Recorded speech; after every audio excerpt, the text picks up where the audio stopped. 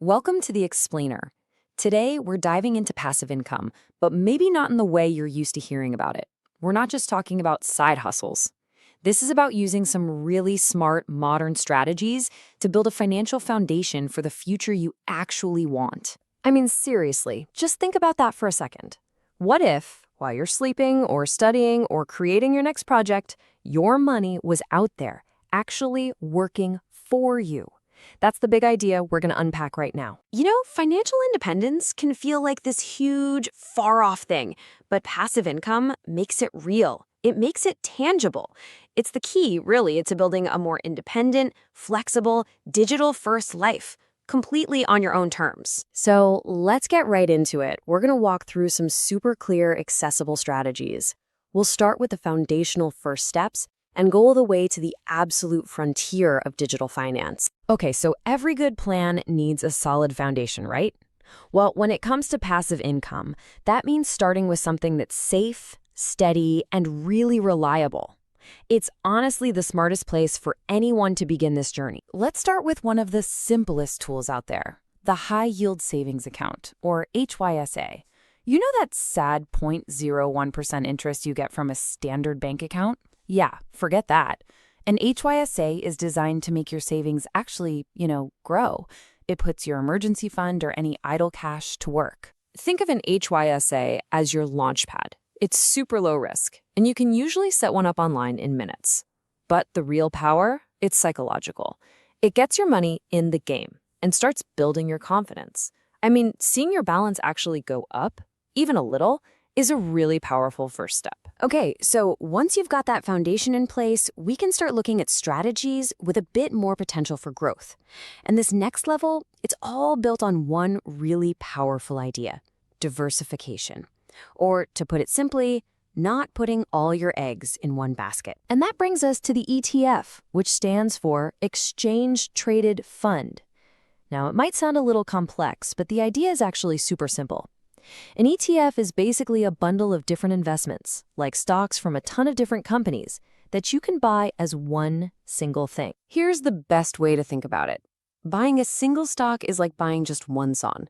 If it's a hit, awesome, but if it totally flops, well, so does your investment.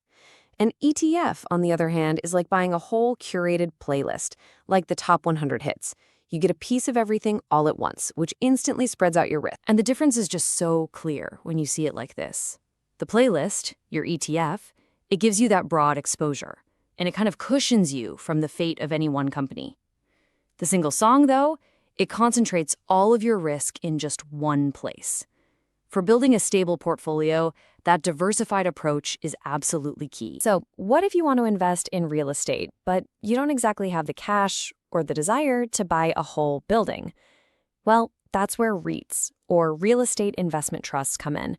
You can basically think of them as ETFs, but for property. The beauty of a REIT is you get to own a tiny piece of a huge portfolio. We're talking office buildings, apartment complexes, you name it. And you can potentially collect income from all of them. All of that without a single late-night call about a leaky faucet. It's fractional ownership, built for the digital age. All right, foundation is built, portfolio is diversified. Now, let's explore the frontier. This next part is all about strategies that were born from the digital world we actually live in. And yeah, they come with higher risk, but they also come with completely different kinds of rewards. So this brings us to crypto staking. Instead of just buying some crypto and letting it sit there, staking means you get to actively participate. By locking up your digital assets, you're helping to secure the whole network. And for that contribution, you earn rewards. It almost functions like interest. So here's the simplified version of how it works in 3 steps. First, you get a cryptocurrency that actually allows staking. Second, you lock it up to help support the network's operations. And third, in return for that service, the network pays you rewards, usually in that same crypto. There is this line from the source material that just captures this perfectly. With staking, you aren't just investing for the digital future. You're investing in it. You become an active participant in building the infrastructure itself, not just a spectator on the sidelines. So we've covered the whole spectrum, right? From safe and steady all the way to the digital frontier. Now, let's bring it all together and figure out how you can decide on your own first step. All right, let's break this down. For a really safe start, an HYSA is perfect, but you have to know the returns are going to be lower. For instant diversification, ETFs are amazing, but you have to be ready to ride the market's waves. REITs give you that real estate exposure, but they're tied to that market's health. And then crypto staking, it has high potential rewards for sure, but it also has the highest risk and volatility. There is no single best choice here, only the one that's right for you. Honestly, if you remember just one thing from all of this, make it this. The biggest mistake isn't choosing the wrong path, it's being so paralyzed by all the choices that you never even start. Whether it's just opening a savings account or buying a single share of an ETF, the most important thing is simply to begin. So, you have the map. The tools are right here in your hands. A future that you own isn't just going to happen to you. It's something that has to be built.